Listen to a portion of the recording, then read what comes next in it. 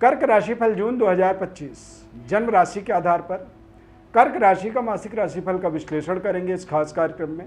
इस माह में सूर्य, बुध और बृहस्पति की युति बनेगा।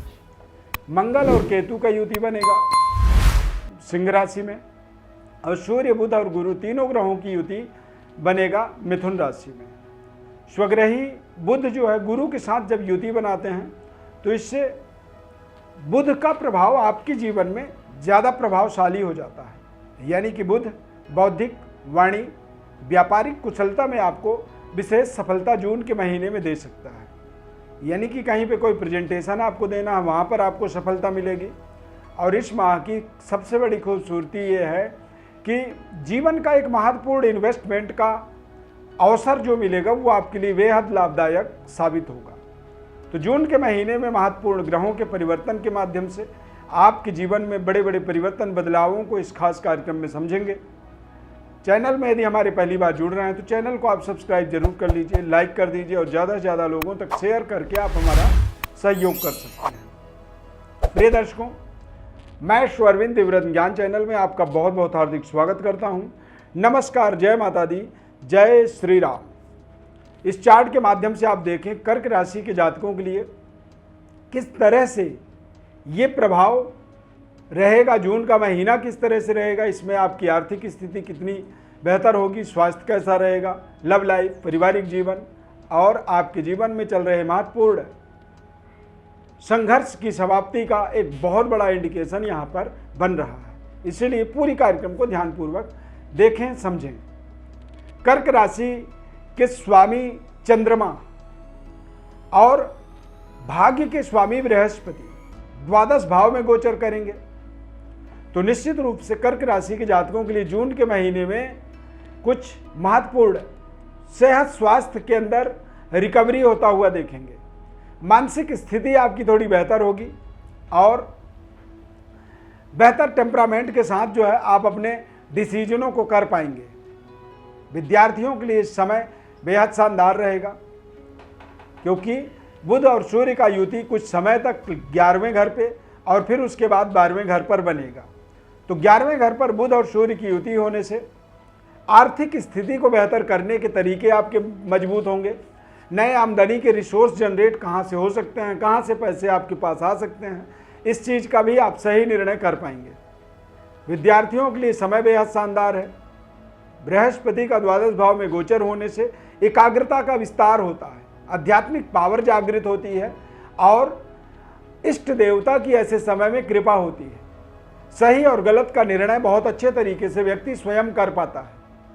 भाग्य का उदय कैसे हो सकता है, इस चीज़ का वो निराकरण कर पाता है और व्यक्ति अपने जीवन में निरंतर आगे बढ़ने में सफल होता है। इसके कारण है कि 7 जून तक चंद्रमा और मंगल की युति बनेगा, यानी कि महालक्ष्मी राजयोग बनेगा। महालक्ष्मी राजयोग आपके जीवन में धन धान्य की परिपूर्णता। अब धन धान्य की वृद्धि कैसे हो सकती है, तो या तो व्यापार में कोई बड़ा आपको कॉन्टैक्ट, डील, टेंडर मिल जाए, या फिर जॉब में कुछ बड़ी प्रमोशन, इंक्रीमेंट, या फिर जॉब का परिवर्तन हो जाए, बदल जाए जॉब आपकी और एक बड़े महत्वपूर्ण पदों पर आप अपने आप को स्थापित कर पाएँ। तो इस तरह से जब आपकी डेवलपमेंट होती है तो आपकी आमदनी का विस्तार होता है, पैसों का वृद्धि होता है, धन का, समृद्धि का, प्रोस्पेरिटी का लगातार ग्रोथ, ऐसे व्यवस्थाओं से जीवन में व्यक्ति के होता है। तो आप यदि अपने जीवन में व्यापारिक व्यवस्था से जुड़े हुए हैं, कारोबार कर रहे हैं, तो निश्चित रूप से आप अपने कारोबार पर पूरी नज़र लगा करके रखें, ध्यान से काम करें और आने वाले अवसरों को सही तरीके से उसको जज करें, पहचानें। जब आप सही निर्णय करेंगे, सही जजमेंट करेंगे तो व्यापार में एक शानदार सफलता, डेवलपमेंट के आपके जीवन में अवसर बनेंगे। यदि आप अपने जीवन के अंदर धन को लेकर के सही निर्णय नहीं कर पा रहे हैं तो ये आपको स्वयं सोचना पड़ेगा, स्वयं इसका आपको निर्णय करना पड़ेगा और कहाँ गलती हो रही है, इन गलतियों को समझना होगा। अब बात करेंगे कि मैरिड लाइफ। कर्क राशि के जातकों के जीवन में मैरिड लाइफ को लेकर के थोड़ी सी कसमकस रहती है। लव लाइफ भी थोड़ी सी कर्क राशि के जातकों के लिए एक बहुत बड़ा क्वेश्चन मार्क होता है। कर्क राशि वाले जातकों के जीवन में रिलेशनशिप को लेकर के थोड़ी सी उतार चढ़ाव रहती है। अब इसका कारण क्या है, तो राशि का स्वामी चंद्रमा है। चंद्रमा क्या है कि तेज गति से चलने वाला ग्रह है। आप देखेंगे कि हर दिन चंद्रमा की एक्टिविटी में बदलाव होता है, एक एक कला वो बढ़ता है और एक एक कला ही रोज घट जाता है। इसी तरह से कर्क राशि के जातकों के जीवन में संबंध रिश्तों को लेकर के भी इसी तरह के उतार चढ़ाव फ्लैक्चुएट बने रहते हैं। बृहस्पति का द्वादश भाव में गोचर होना और शनि ग्रह का भाग्य में गोचर होना, तो ये तो बात आप नोट कर लीजिए किसी डायरी में। जून से लेकर के आगे अक्टूबर तक, यानी कि अगले 4 से 5 महीने कर्क राशि है यदि आपका, और आप अपने संबंध रिश्तों को लेकर के संघर्ष कर रहे हैं, लड़ाई चल रही है, अच्छे रिश्ते नहीं मिल पा रहे हैं, या कोई रिश्ता मिल रहा है तो उस रिश्ते को सही तरीके से आप मैरिड लाइफ में कन्वर्ट नहीं कर पा रहे हैं, यानी कि शादी का कोई बड़ा डिसीजन नहीं हो पा रहा है, तो अगले जून से लेकर अगले 4 महीने आपके जीवन में बेहद शानदार समय है। इस समय में आपके महत्वपूर्ण मैरिड लाइफ का डिसीजन आपके पक्ष में अवश्य होगा, क्योंकि शनिदेव मैरिज हाउस के स्वामी होकर के वो भाग्य में गोचर कर रहे हैं। शनिदेव जिस जगह में बैठते हैं उस जगह को माला माल कर देते हैं। भाग्य में बैठने का मतलब है कि आपके जीवन में भाग्य का उदय का अनुभूति आपको प्राप्त होगा।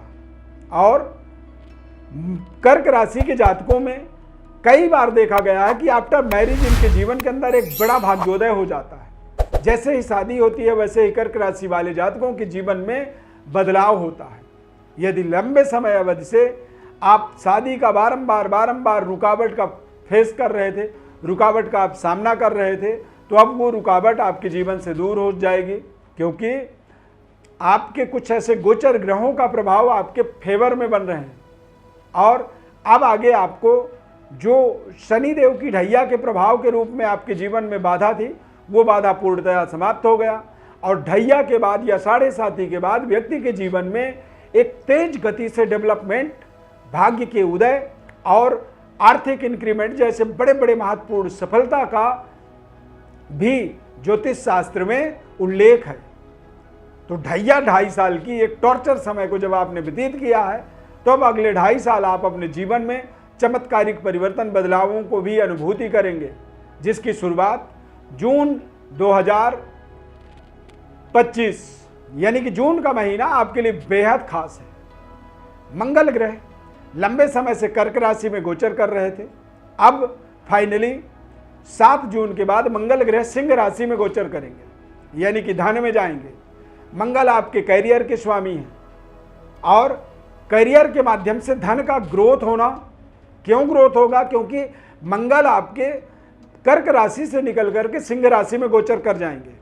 तो सिंह राशि जो है आपका धन है, कुटुंब, परिवार और आपकी बातचीत का तौर तरीका, यानी कि आप बेहद स्पष्ट अपने बातों को रखने में सफल होंगे। मंगल का ये गोचर कालखंड आपके जीवन में, आपके करियर के अंदर बड़ी ऊंचाइयों में ले जाने का आपके जीवन में योग बनाएगा। राहु और केतु का गोचर जरूर आप थोड़े से इसको निगेटिव कह सकते हैं, नकारात्मक कह सकते हैं, क्योंकि 8वें घर में जब राहु गोचर करता है तो ऐसे समय में व्यक्ति जो है थोड़ा सा डर, भय, तनाव, यानी कि उसे ऐसे लगता है कि जैसे अचानक मेरे जीवन में कोई समस्या आने वाली है। ऐसे लगता है कि जिस जगह वो बैठा है उसे लगता है कि मेरा ये छत मेरे ऊपर गिरने वाला है। जिस गाड़ी में वो चल रहा है ऐसा लगता है कि ये गाड़ी किसी गड्ढे में गिरने वाली है। तो इस तरह का एक निगेटिव इम्पैक्ट इस समय में यदि आपके ऊपर बन रहा है, इन चीज़ों से निकलने के लिए आप अपने जीवन में दैवी आराधना करिए, माता लक्ष्मी की आराधना करें। ओम श्रीम ह्रीम श्रीम कमले कमलालय प्रसिद्ध प्रसिद्ध श्रीम ह्रीम श्रीम ओम महालक्ष्मी नमः। इस मंत्र का रोजाना आप जप करें, अपने इष्ट देवता की कृपा की प्राप्ति करें और आप जो है अपने माता पिता का विशेष सम्मान करें और अपने संबंध रिश्तों में संतुष्टि महसूस करें। यानी कि आपने जिसे अपने जीवन के साथी के रूप में चुना, जिसे चुनना चाहते हैं या जिससे आप प्रेम करते हैं, ऐसे लोगों पर भरोसा करें, विश्वास करें। जब आप भरोसा और विश्वास करते हैं तो इससे आपके जीवन में एक मजबूती आती है, आपका मानसिक स्थिति ताकतवर होता है और आप आगे बढ़ने में सफल होते हैं। यदि आप विशेष विश्लेषण जानना चाहते हैं तो हमारे व्हाट्सएप नंबर पर अपनी बड़ी डिटेल्स लिख करके भेजें, हम आपको संपूर्ण विश्लेषण निःशुल्क रूप से बताएंगे। चैनल को आप सब्सक्राइब कर लीजिए, लाइक कर दीजिए, ज़्यादा से ज़्यादा लोगों को शेयर करके आप सहयोग कर सकते हैं। हमारा कार्यक्रम अच्छा लगा जय श्री राम कमेंट में जरूर लिखें। इस खास कार्यक्रम में जुड़ने के लिए बहुत बहुत धन्यवाद। जय श्री राम।